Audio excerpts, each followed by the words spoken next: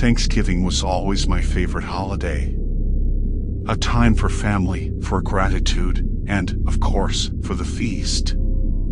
This year, my sister Ava and I were invited to celebrate at the old Danvers estate, a sprawling mansion at the edge of our small town, owned by the enigmatic Danvers family. We had never met them, but their reputation for extravagant parties was legendary. The mansion loomed over us, its Gothic spires piercing the gray November sky. The air was brisk, carrying the scent of fallen leaves and a hint of impending snow. As we approached the ornate front door, it swung open, revealing a grand hall adorned with antique furnishings and lit by the warm glow of 100 candles. The Danvers were gracious hosts, welcoming us with wide, almost unnerving smiles. Mr. Danvers, a tall, imposing figure with piercing blue eyes, and Mrs. Danvers, elegant and ethereal, guided us to the dining room where other guests were already gathered. The table was a masterpiece, laden with every Thanksgiving delicacy imaginable. A giant turkey sat at the center, surrounded by bowls of stuffing, cranberry sauce, and an array of pies. I felt a pang of excitement. This was going to be a Thanksgiving to remember. As the meal commenced, the atmosphere was lively, filled with laughter and the clinking of glasses. Ava and I indulged in the feast, savoring each bite of the sumptuous food. But as the evening wore on, something shifted. The room seemed to sway, the candle flames stretching and twisting into bizarre shapes. I blinked, trying to clear my vision, but the world only spun faster. Glancing at Ava, I realized she was experiencing the same disorientation. Our eyes met, reflecting mutual confusion and growing fear. Voices around us morphed into a cacophony of unintelligible sounds. The other guests were laughing, but their laughter was distorted, as if underwater. Mr. and Mrs. Danvers watched us, their smiles now twisted into grotesque grins. Panic clawed at my throat. "Ava," I whispered, "we need to get out of here." She nodded, gripping my hand under the table. We rose unsteadily, muttering apologies about feeling unwell. But as we turned to leave, Mr. Danvers blocked our path, his towering frame suddenly menacing. "Leaving so soon?" he asked, his voice a low rumble that vibrated through my bones. "The feast is not over yet." His eyes held a predatory gleam, and in that moment, I understood. We were not guests, we were prey. Somehow, we managed to slip past him, our feet stumbling over the plush carpet as we made for the entrance hall. The mansion had transformed into a labyrinth of horror, the walls breathing and pulsing around us. Whispers followed us, slipping through the air like serpents. We reached the front door, throwing it open to the cold night. The relief of fresh air was palpable, but our reprieve was short-lived. Behind us, the Danvers and their guests spilled out onto the lawn, their movements jerky and unnatural. Ava and I ran, our lungs burning with the icy air. We didn't dare look back, the sounds of pursuit a relentless drum in our ears. The town was close, but it felt like miles away in our disoriented state. Branches reached out like grasping hands, and the ground seemed to shift beneath our feet. My heart pounded in time with our desperate footsteps, every shadow a potential captor. Then, in the distance, the sound of salvation, a car approaching. I stepped into the road, waving my arms frantically, not caring about the danger. The car screeched to a halt, its headlights illuminating us in a pool of light. The driver, a local farmer named Mr. Jacobs, recognized us immediately. "Good Lord, what happened to you girls?" he exclaimed as we clambered into the safety of his truck. Between gasps, we explained as best we could, the words tumbling out in a jumbled stream of terror.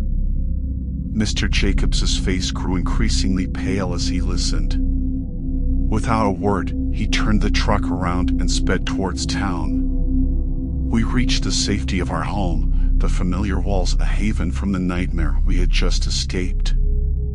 Our parents, alerted by Mr. Jacobs, embraced us, their relief and horror mingling in the air. The police were called, and an investigation was launched into the Danvers estate.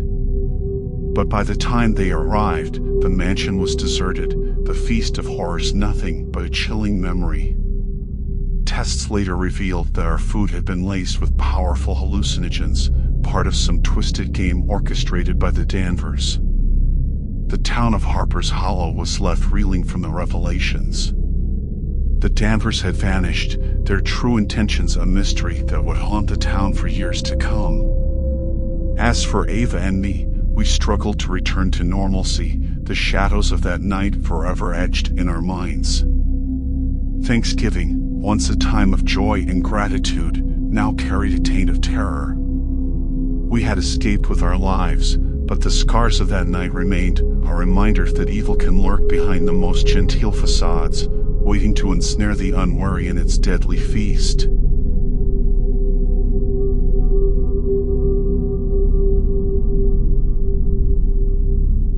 Thanksgiving was always a time of warmth and laughter in our family, a chance to gather under one roof and share in the year's blessings. This year, however, it would become a memory steeped in terror, a reminder that danger can arrive in the most unexpected of guises. Our home, nestled in the quiet suburbs of Willow Creek, was bustling with activity as the aroma of roasted turkey and pumpkin pie filled the air. My parents, grandparents, siblings, and a few close relatives had gathered, sharing stories and laughter as we prepared for our annual feast. As the evening wore on, a knock at the door interrupted our merriment. Expecting a latecomer, I opened the door to find a man standing in the chilly November air, his clothes tattered, and his eyes holding a desperate glint. "Sorry to bother you," he said, his voice a rough whisper. "My car broke down a few blocks away, and my phone's dead. Could I use your phone to call for a tow?" There was something unsettling about him, but the spirit of Thanksgiving spurred me to compassion. "Of course, come in." "It's freezing out there," I replied, stepping aside to let him enter. He introduced himself as Tom and thanked us profusely as he stepped into the warmth of our home. My family, ever hospitable, invited him to join us for dinner while he waited for assistance.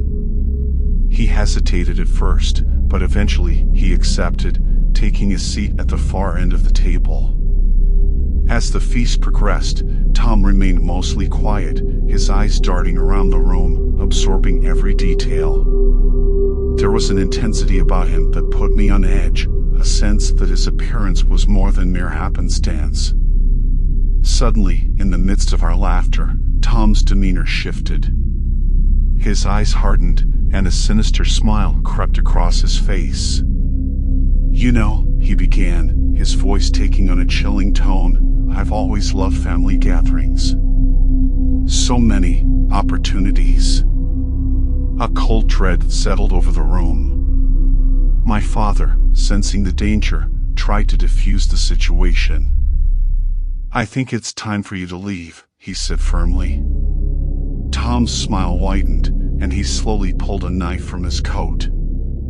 "I'm afraid I can't do that. You see, I have a tradition of my own on Thanksgiving." Panic surged through me. This man was no stranded traveler, he was a predator who had infiltrated our home. My mind raced, trying to devise a plan to get my family to safety. "Tom, please, there are children here," my mother pleaded, her voice quivering with fear.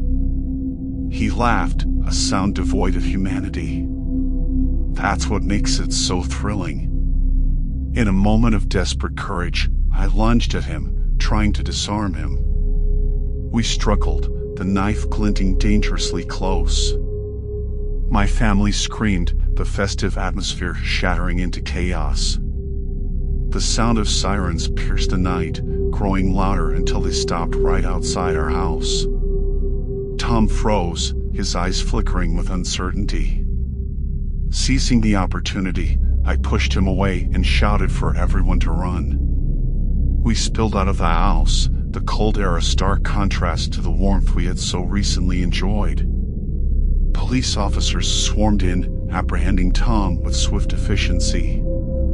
It turned out a neighbor had seen him lurking around our house earlier and called the police, sensing something amiss. As we stood outside, watching the police lead Tom away, relief washed over us, mingled with disbelief at how close we had come to tragedy. The police later informed us that Tom was wanted in several states, a fugitive with a history of violence who targeted unsuspecting families. Thanksgiving, a day that began with joy and gratitude, had morphed into a nightmare. But as I looked around at my family, safe and unharmed, I realized that we had much to be thankful for. We had survived, our bond strengthened by the ordeal. The incident left a scar on our tradition, a reminder of the fragility of safety and the importance of vigilance. But it also underscored the power of family, of standing together in the face of danger. We returned to our home, the police assuring us that the threat was gone. The remnants of our feast lay untouched on the table, a stark reminder of the evening's events. Yet, amidst the chaos, a new sense of gratitude emerged, a deeper appreciation for the moments we shared and the love that bound us together. From that Thanksgiving onward, our celebrations were tinged with a newfound perspective. We understood that the true meaning of the holiday lay not in the abundance of the table, but in the togetherness of those around it. And though the shadow of that night lingered, it also served as a testament to our resilience, to the triumph of family over fear.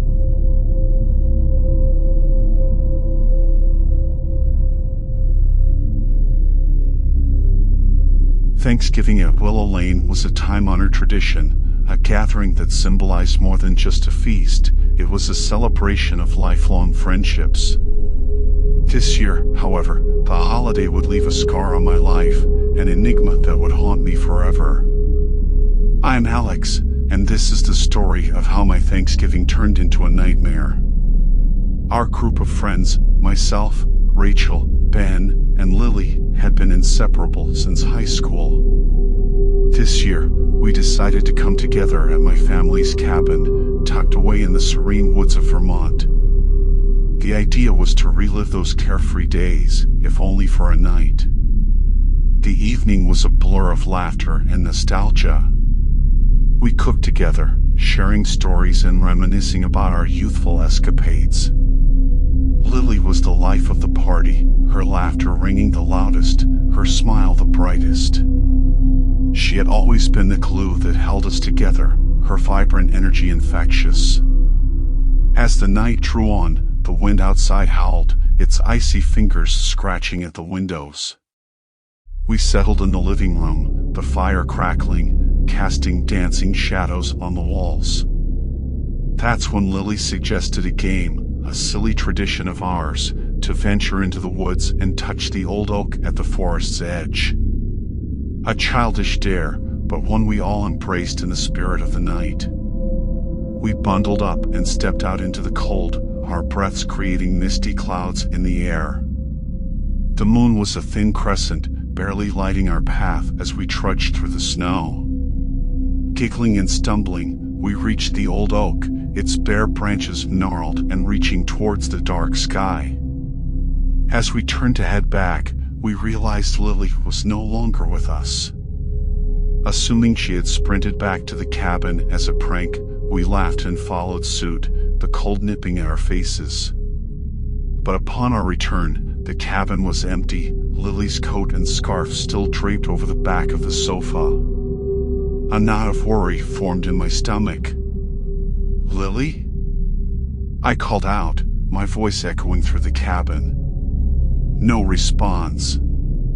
We checked every room, under beds, behind doors, but there was no sign of her. Panic set in. We grabbed flashlights and retraced our steps, calling her name into the howling wind. The snow, once pristine, was now marred by our frantic footprints, the old oak standing silent witness to our growing dread. Hours passed, and the cold seeped into our bones. There was no sign of Lily, no footprints leading away from where we had stood. It was as if the earth had swallowed her whole. The police were called, a search party organized, but the blizzard that night hampered their efforts. As dawn broke, the world was blanketed in a thick layer of snow, any trace of Lily buried beneath it. Days turned into weeks, and the search yielded nothing. Lily had vanished without a trace, her disappearance an unsolved mystery that haunted the town. Theories abounded: an accident, a secret lover, a run-in with a stranger, but none brought closure. The cabin on Willow Lane stood empty, a mausoleum of our last night together. I couldn't bring myself to enter it again, the memories too raw, the silence too loud. I was left with a gaping hole in my life, a void where Lily's laughter once filled the air. Our group fractured, the weight of her absence too heavy to bear. Rachel moved away, unable to cope with the reminders that lurked in every corner of the town. Ben threw himself into work, a distraction from the guilt that gnawed at him. And me? I remained, tethered to the place by the hope that one day Lily would return, that the mystery of that night would unravel and bring her back to us. The Thanksgiving dinners that followed were somber affairs, Lily's empty chair a stark reminder of the joy that once was. I couldn't celebrate, couldn't find gratitude when so much had been lost. The years passed, but the pain remained, a constant companion. I visited the old oak often, standing beneath its twisted branches, hoping for an answer that never came. The police had long since closed the case, relegating Lily's disappearance to the files of the forgotten. Friends and family urged me to move on, to accept the possibility that Lily was gone forever. But how could I? She was more than a friend, she was a part of me, a part of us. Her absence was a wound that refused to heal, a question that echoed in the empty spaces of my heart. I often wondered if I had missed something that night, a clue that could have led me to her. The guilt was a relentless tide, eroding the shores of my sanity. Lily's disappearance had stolen more than a friend, it had stolen my ability to trust, to hope. The world was a darker place, its colors muted, its sounds hollow. I wandered through life, a ghost haunted by the memory of a Thanksgiving that had promised joy but delivered only despair. The cabin on Willow Lane eventually fell to disrepair, its windows like the empty eyes of a forgotten soul. It stood as a monument to our lost innocence, to a night that had started with laughter and ended with tears. And though time marched on, Lily's laughter, her smile, her essence remained etched in my mind, a reminder of a light snuffed out too soon, a mystery that lingered long after the snow had melted and the seasons had changed.